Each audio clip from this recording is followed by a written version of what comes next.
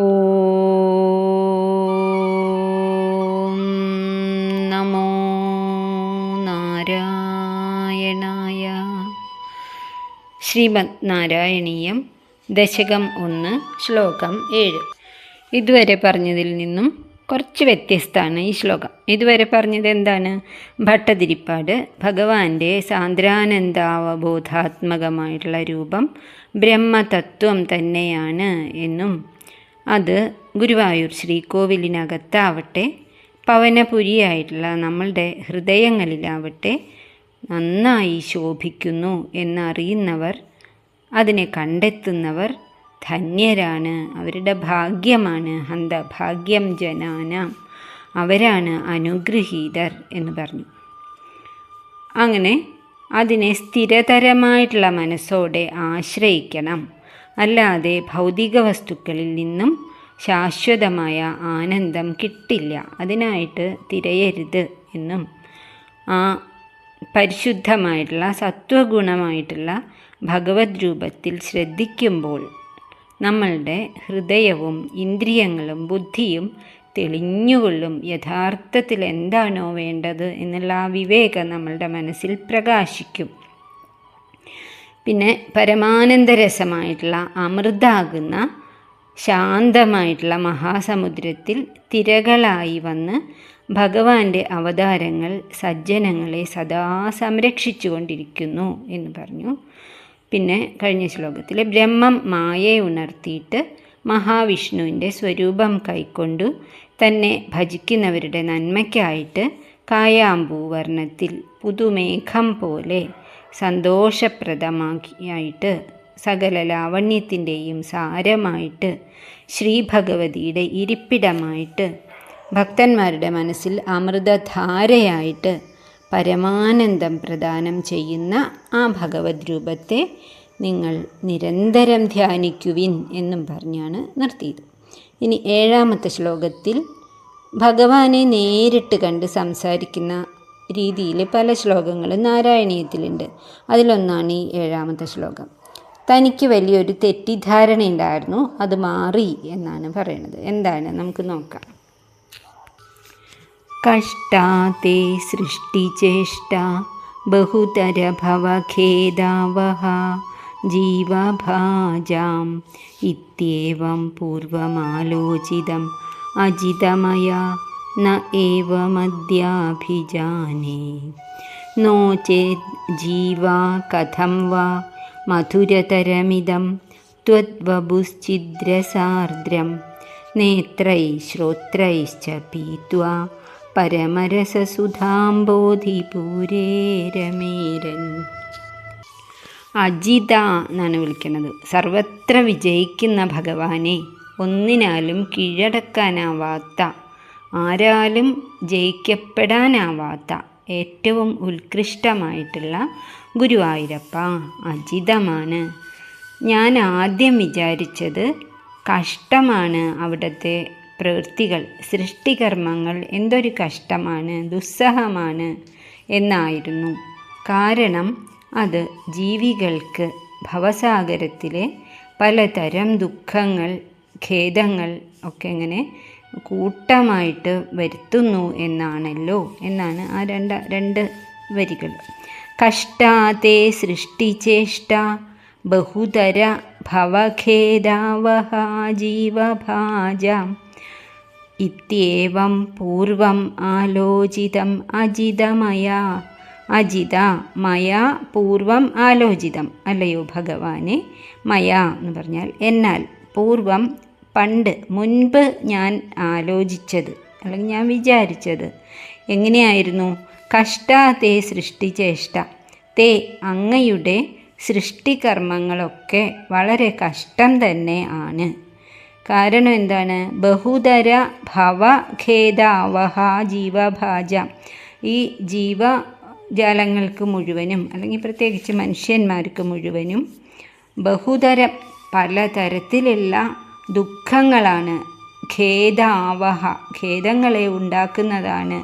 ഇതിയേവം എന്നാണ് ഞാൻ ഇതുവരെ വിചാരിച്ചിരുന്നത്. അപ്പോൾ ഭട്ടതിരിപ്പാടിന് തോന്നാണ്, ശ്രീകോവിലിൻ്റെ ഉള്ളിൽ നിന്ന് ഭഗവാൻ ചോദിച്ചു, ഇപ്പോഴോ ഭട്ടതിരിപ്പാട് എപ്പോഴും അങ്ങനെ തന്നെയാണോ? അവിടെ വന്നു, എന്നെ ഭജിക്കാൻ തുടങ്ങി, ഞാൻ എന്താണ് എന്നൊക്കെ മനസ്സിലായി എന്നൊക്കെ ഇപ്പോൾ എഴുതിയല്ലോ. എന്നിട്ടും ഇങ്ങനെ തന്നെയാണോ എൻ്റെ സൃഷ്ടികൾക്ക് ഞാൻ ദുഃഖം മാത്രം നൽകുന്നു എന്ന് തന്നെയാണോ വിചാരം എന്ന് ചോദിച്ചതുപോലെ തോന്നി. അപ്പോൾ പറയാണ് ന ഏവം, അയ്യോ ഇപ്പം അങ്ങനെയല്ല കേട്ടോ, ഇപ്പം അത് മാറി. അദ്യ ഏവം അഭിജാനേ ന, എന്നാൽ ഇപ്പോൾ അദ്യ, ഇപ്പോൾ ഏവം ഈ പറഞ്ഞ പോലെയല്ല ഞാൻ കരുതുന്നത്. ന ഏവം അഭിജാനേ, ഇപ്പം എനിക്ക് മനസ്സിലായി. നോ ചേത് ജീവ കഥം വ, അങ്ങ് സൃഷ്ടി ചെയ്തില്ലായിരുന്നു എങ്കിൽ ചിത്രസാർത്ഥ ആർദ്രം മധുരതരം ഇതം ത്വദ്ബഭു. ഇപ്പോൾ പറഞ്ഞുല്ലോ, കായാമ്പൂ പോലെയാണ്, അമൃതരസമാണ്, സകല ലാവണ്യത്തിൻ്റെയും സാരമാണ്. അങ്ങനെ ആനന്ദദായകമായിട്ടുള്ള, എപ്പോഴും സന്തോഷത്തിൻ്റെ ഉറവിടമായിട്ടുള്ള അങ്ങയുടെ രൂപം അവനവൻ്റെ മനസ്സിൽ തെളിയുന്നതാകട്ടെ, ഭഗവാന്റെ ശ്രീകോവിലാവട്ടെ, ആ തെളിയുന്ന രൂപത്തെ നേത്രൈ ശ്രോത്രൈശ്ച പീത്വ, ഇന്ദ്രിയങ്ങൾ കൊണ്ടും മനസ്സുകൊണ്ടും ഒക്കെ ആസ്വദിക്കാൻ എങ്ങനെയാണ് സാധിക്കുക? അതുകൊണ്ട് ഈ സൃഷ്ടി ഏറ്റവും നല്ലത് തന്നെയാണെന്ന് ഇപ്പം ഞാൻ തിരിച്ചറിഞ്ഞു. പരമരസ സുധാംബോധി പൂരേ രമേരൻ, പരമാനന്ദമാകുന്ന അമൃതത്തിൻ്റെ സമുദ്രത്തിൽ തന്നെ ആഹ്ലാദം കൊള്ളാനായിട്ട് അത് സാധിക്കണമെങ്കിൽ ജന്മം എടുക്കുക തന്നെ വേണം. അപ്പോൾ അവിടെ നിന്ന് സൃഷ്ടി ചെയ്തത് ഏറ്റവും നന്നായി. ഇതുവരെ എൻ്റെ വിചാരം അങ്ങനെ ആയിരുന്നില്ല, കഷ്ടപ്പെടുത്താൻ മാത്രം എന്തിനാണ് ഈ മനുഷ്യന്മാരെങ്ങനെ സൃഷ്ടിക്കണത് എന്നായിരുന്നു. പക്ഷേ ഇവിടെ വരാനും ഇവിടെ ഇരുന്ന് നാരായണീയം രചിക്കാനും അങ്ങയെ കാണാനും ആ തത്വം ഉൾക്കൊള്ളാനും തുടങ്ങിയപ്പോൾ എൻ്റെ ധാരണ മുഴുവനും മാറി ഗുരുവായൂരപ്പ. മറ്റൊരു തരത്തിൽ പറഞ്ഞാൽ മേൽപ്പത്തൂരിന് പോലും ഒരു വിഷമം വന്നപ്പോഴാണ് ഭഗവാന്റെ അടുത്തേക്ക് തിരിയാൻ സാധിച്ചത്. അങ്ങനെ എവിടെ നോക്കിയാലും കഷ്ടവും രോഗവും പലതരം മാനസികവും ശാരീരികവുമായിട്ടുള്ള പീഡകളും വേദനകളും ഒക്കെയാണ്. അതൊക്കെ തന്നിട്ട് ഭഗവാൻ അവിടെ ഉയരങ്ങളിൽ കണ്ണും പൂട്ടിയിരിക്കുകയാണോ? ഒരിക്കലും അല്ല. നമ്മളുടെയൊക്കെ പൂർവജന്മങ്ങളിൽ കൂടെ നമ്മൾ കൊണ്ടുവന്നിട്ടുള്ള സുകൃത ദുഷ്കൃതങ്ങളുടെ ഫലങ്ങൾ, പ്രാരബ്ധം മാത്രമാണ് നമ്മൾ അനുഭവിക്കുന്നത്. അത് അനുഭവിച്ച് തീരണം, അനുഭവിച്ചിട്ട് തന്നെ തീരുള്ളൂ. അങ്ങനെ ഭഗവാൻ നമ്മൾക്ക് അതിനൊരു അവസരം തന്നിട്ട് നമ്മളെ അതിൽ നിന്നും രക്ഷിക്കാൻ ശ്രമിക്കുകയാണ്. സഞ്ചിന്നിങ്ങനെ എടുത്തെടുത്തെടുത്ത് അത് കഴിയും. അപ്പോൾ മനുഷ്യനായി ജനിച്ചാൽ ജീവിത ക്ലേശങ്ങൾ ഇല്ലാതിരിക്കില്ല. കാരണം അത് പൂർവപാപങ്ങൾ ഇല്ലാതാക്കുന്നതാണ്. അതിനെ മാറ്റിയിട്ട് അതിനെ അനുഭവിച്ചതിന് ശേഷം ഭഗവാനിലേക്ക് തിരിയും നമ്മളുടെ മനസ്സ്, തീർച്ചയായിട്ടും തിരിയും. അതിന് സത്സംഗവും സ്വാധ്യായവും ഒക്കെ സഹായിക്കും. അങ്ങനെ ഭക്തിയും ജ്ഞാനവും ഒക്കെ നേടിക്കഴിഞ്ഞാൽ സത്യം എന്തെന്ന് അറിയും. അപ്പോൾ നമ്മളുടെ മനസ്സ് എന്തു വിഷമം വന്നാലും ശക്തമായിട്ട് നേരിടാൻ സജ്ജമാകും. അതാണ് ഹന്തഭാഗ്യം ജനാനാം. ഒന്നും കൂടിയും അർത്ഥം നോക്കാം. കഷ്ടാതേ സൃഷ്ടിചേഷ്ട, അവിടുത്തെ സൃഷ്ടികർമ്മങ്ങൾ വലിയ കഷ്ടം തന്നെയാണ്. കാരണം ബഹുതര, പല വിധത്തിലുള്ള ഭവ, ഈ ലോകത്തിലെ ഭൗതിക ലോകത്തിലെ ഭവസാഗരത്തിലെ ഖേദാവഹ ജീവഭാജാം, ജീവജാലങ്ങൾക്ക് പലതരത്തിലുള്ള ഖേദങ്ങൾ ക്ലേശങ്ങൾ കൊടുക്കാനുള്ളതാണ് ഈ സൃഷ്ടി. ഇത് ഏവം, ഇപ്രകാരം മാത്രം പൂർവം ആലോചിതമജിതമയ, അജിത, അങ്ങ് ഇങ്ങനെയാണ് ചെയ്തുകൊണ്ടിരിക്കുന്നത്, ഇത് വളരെ തെറ്റാണ്, കഷ്ടാണ് എന്നാണ് പൂർവം ആലോചിത, ഞാൻ ഇതുവരെ പണ്ട് ആലോചിച്ച് ഉറപ്പിച്ചിട്ടുണ്ടായിരുന്നത്. എന്നാൽ ഇപ്പോൾ അങ്ങനെയല്ല. ഇവിടെ വന്ന് ഭഗവാന്റെ കാര്യങ്ങളൊക്കെ എൻ്റെ മനസ്സിലേക്ക് പ്രവേശിച്ചപ്പോൾ, ഭഗവാനെ സ്തുതിക്കാൻ തുടങ്ങിയപ്പോൾ സത്യം എന്താണെന്ന് എനിക്ക് മനസ്സിലായി. ന ഏവം അദ്യ അഭിജാനെ, ഇപ്പോൾ ഞാൻ അങ്ങനെ ആലോചിക്കുന്നതേയില്ല. നോ ചേത്, അങ്ങ് സൃഷ്ടികർമ്മം നടത്തിയില്ല എങ്കിൽ ജീവാ കഥം വ, നാനാതരത്തിലുള്ള മനുഷ്യന്മാരെങ്ങനെയാണ് ചിത്രസാർദ്രം, ഹൃദയത്തെ ആർദ്രമാക്കുന്നത്, ആനന്ദം കൊണ്ട് നിറയ്ക്കുന്നതും മധുരതരം ഓർക്കും തോറും മാധുര്യം ഏറുന്നതുമായിട്ടുള്ള ഇതം തദ് വപു അവിടുത്തെ ഈ മനോഹരമായിട്ടുള്ള രൂപം നേത്രൈ ശ്രോത്രൈശ്ച പീത്വ ഇന്ദ്രിയങ്ങളാൽ കണ്ണുകൊണ്ടും ചെവി കൊണ്ടും ഒക്കെ അത് ആസ്വദിക്കാൻ മറ്റൊരവസരമില്ലല്ലോ.